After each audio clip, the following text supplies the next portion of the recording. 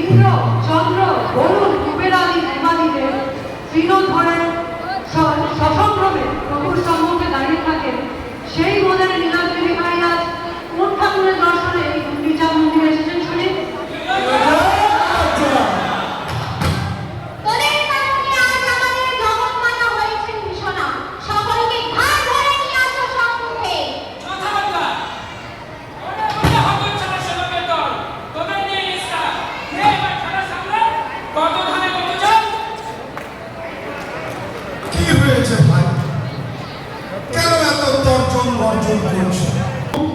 যার নীলাদ্রি মন্দিরে 56 ভোগ খেয়েও পেট ভরে না, সে তোমাদের কাছে এখানে এসে কি খায়, কি ফল খায়, কি দাও?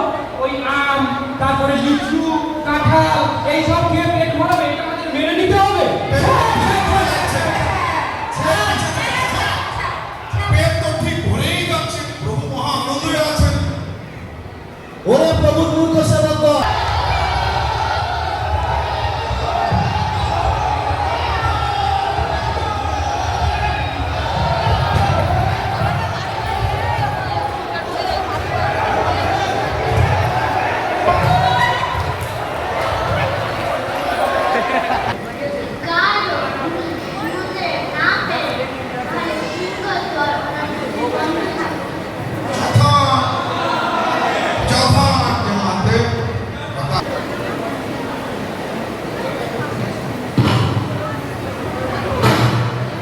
Thank you.